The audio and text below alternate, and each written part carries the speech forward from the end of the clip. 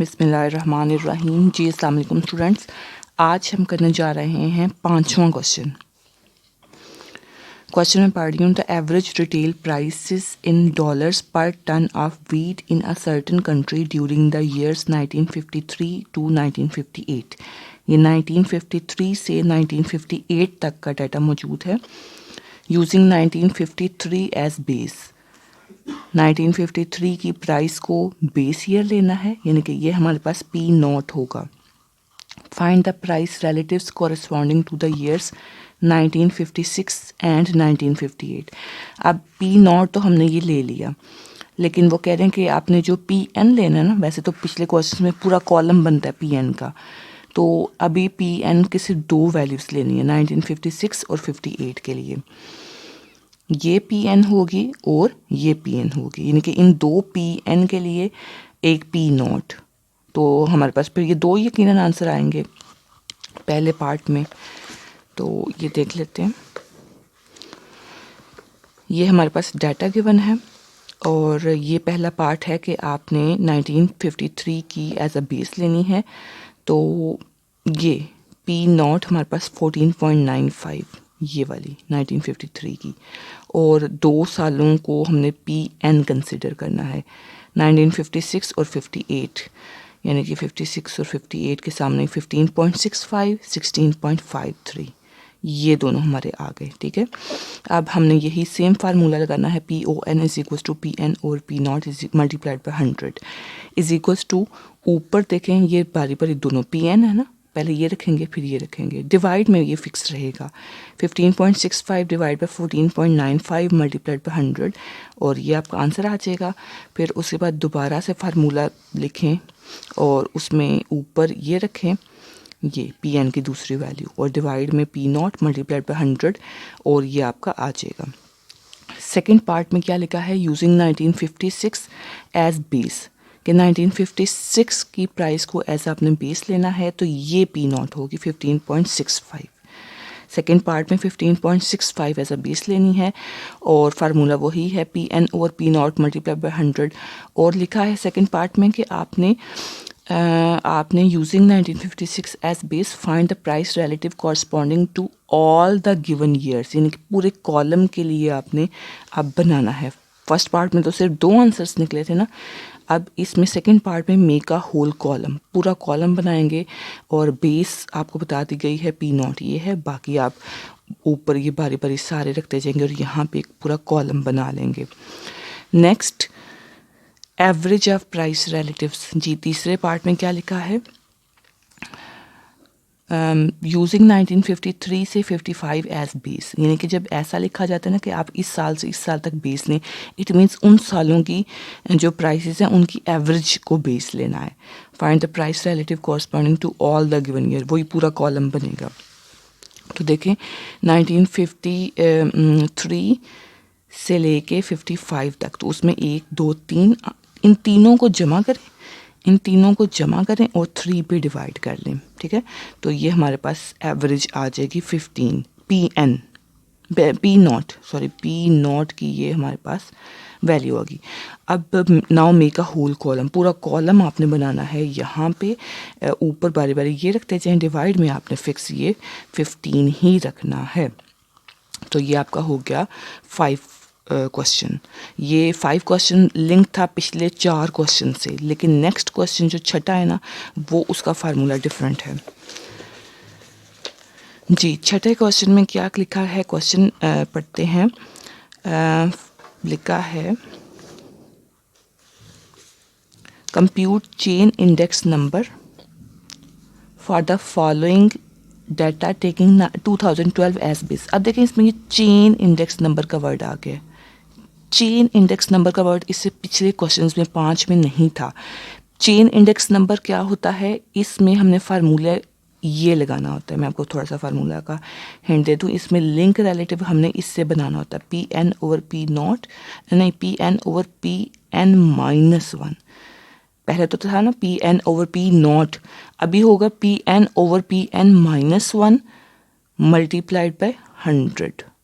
ये हमारे पास chain index वाले में फार्मूला यूज होगा। तो मैं आपके सामने सॉल्व करती हूँ।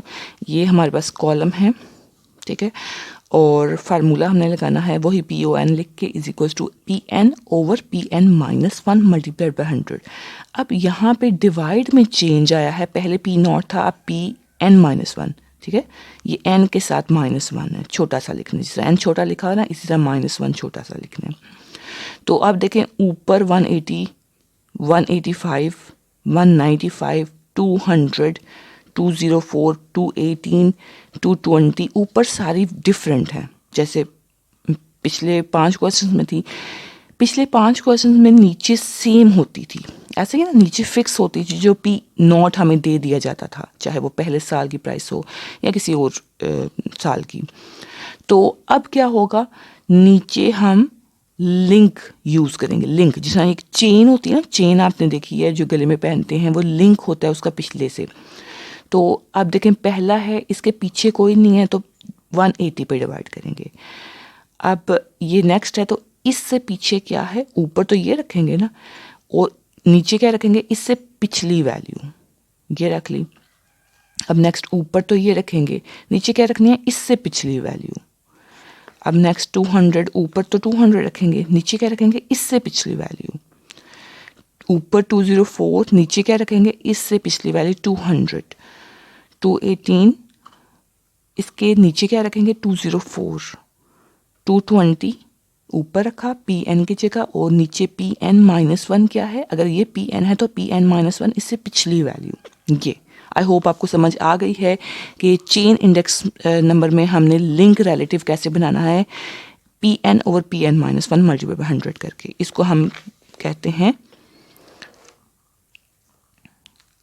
लिंक रिलेटिव, लिंक रिलेटिव भी कहते हैं। जो पिछले 5 क्वेश्चन थे उनमें हमने क्या फाइंड किया था, प्राइस रिलेटिव। वो प्राइस रिलेटिव का फार्मूला था PN ओवर P0, ये है लिंक रिलेटिव का formula PN over PN minus 1। ठीक हो गया। अब ये तो लिंक रिलेटिव का फार्मूला है, लेकिन क्वेश्चन में हमसे पूछा गया है चेन इंडिसेस, तो लिंक रिलेटिव फाइनल आंसर नहीं होगा। इसके बाद हम चेन इंडिसेस का कॉलम बनाएंगे लिंक रिलेटिव से जो निकलेगा जी। अब चेन इंडिसेस का कॉलम कैसे आना है, बड़े ध्यान से सुनिएगा। पहला जो भी है, यहाँ पे 100 ही यकीनन होगा, 100 एज इट इज़ यहाँ पे आ जाएगा, क्लियर। उसके बाद आपने क्या करना है, इन दोनों को क्रॉस मल्टीप्लाई करना है, यानी कि 102.78 मल्टीप्लाइड बाय 100, और डिवाइड आपने हमेशा 100 पे ही करना है। इस पूरे कॉलम को 100 पे डिवाइड करेंगे तो देखें ये 100 से कैंसिल, ये आंसर आ गया, क्लियर।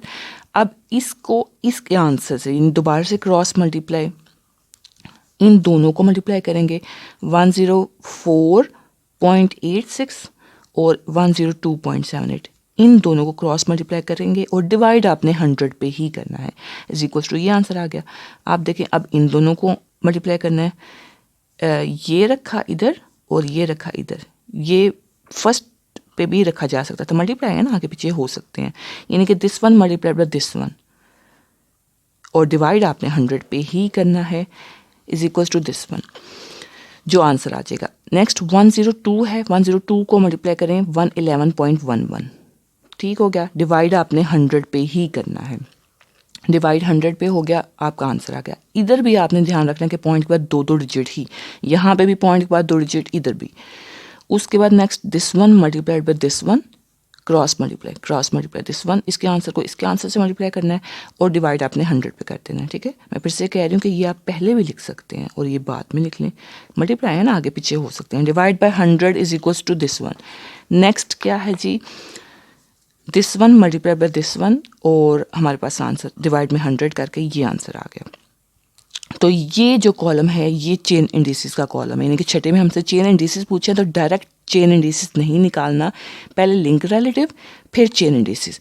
यहाँ पे मैं एक और बात बता दूं कि अगर आपसे क्वेश्चन पूछा जाए चेन इंडिसेस निकालें और आप वो पहले 5 क्वेश्चंस की तरह प्राइस रिलेटिव का कॉलम निकालें तो वो भी यही आंसर्स होंगे। तो ऐसा मत कीजिएगा, पूछा चेन इंडिसेस जाए और आप प्राइस रिलेटिव निकाल लें कि आंसर तो सेम है, लेकिन उसके मार्क्स नहीं मिलेंगे। ज़ाहिर है आंसर तो सेम आना है, सेम क्वेश्चन में आप 2 मुख्तलिफ मेथड यूज़ कर रहे हैं, दोनों के आंसर सेम आएंगे, चेन इंडिसेस पूछा है तो पहले आपने लिंक रिलेटिव बनाना है, फिर चेन इंडिसेस बनाना है। आई होप आपको 6 क्वेश्चन की समझ आ गई है। नेक्स्ट 7 क्वेश्चन पे आ जाएं। 7 क्वेश्चन में आपको क्या कहा गया है, convert the following prices into the price relatives using chain based method. Chain का वर्ड आते ही आपको जहन में वही Pn/Pn-1 ये मेथड यूज़ होना चाहिए, यानी कि इससे लिंक रिलेटिव आए फिर चेन इंडिसेस पे जाएं आप। तो ये क्वेश्चन आपके सामने है।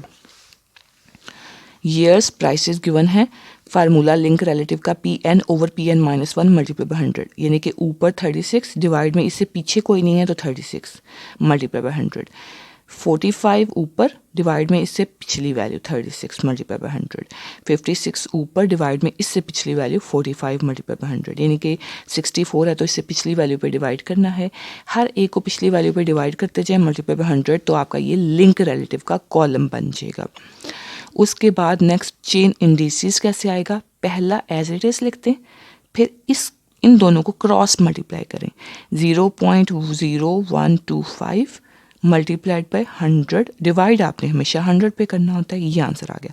नेक्स्ट इन दोनों को क्रॉस मल्टीप्लाई करना है, this one multiplied by this one, यहाँ पे लिख लें ऊपर और डिवाइड 100 पे ही करना है, ये आंसर आ गया। Next cross multiply, this one multiply by this one, this one multiply by this one, divide by 100। I hope आपको समझ आ गई होगी। नेक्स्ट अगर मैं इस ये करना चाहूँ तो ये भी cross multiply, this one multiply by this one और डिवाइड बाय 100, तो आपका ये आंसर आ जाएगा। ये पूरा कॉलम आपका चेन इंडिसेस का बन गया। जी आई होप आपको कोई मसला नहीं है इन क्वेश्चंस में। ये दूसरा हमने मेथड किया है, पिछला मेथड था प्राइस रिलेटिव का, और अब हम कर रहे हैं क्वेश्चंस चेन इंडिसेस के। अब 8 क्वेश्चन आपके सामने हैं। From the fixed base index numbers given below prepare chain base index number. अब बेस इसमें बेशक लिखा हुआ है लेकिन चेन का वर्ड है ना मौजूद, और लिखा है टेकिंग 2009 एज बेस ईयर। अब यहाँ पे आप प्लीज़ कंफ्यूज मत हो जाएं कि 2009 को उन्होंने बेस ईयर कह दिया तो शायद हमने पी नोट फिक्स करना है। नहीं, ऐसा नहीं है।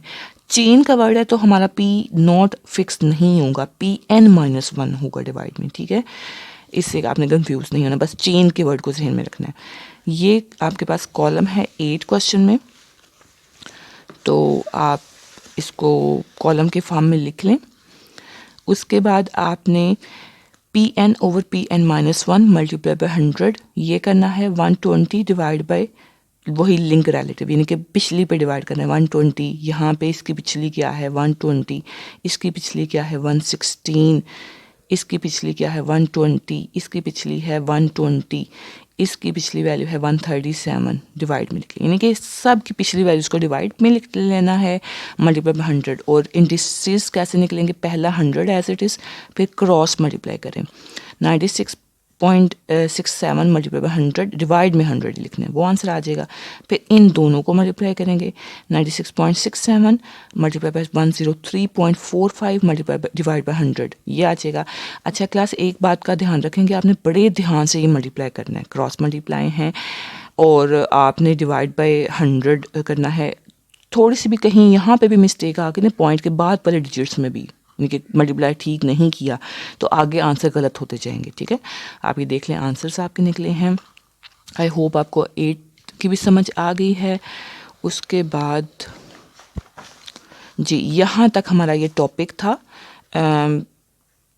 जो कि चेन इंडिसेस वाला था, ये ख़त्म हो गया। नेक्स्ट क्वेश्चन एक डिफरेंट मेथड से है, वो मैं करवाती हूँ।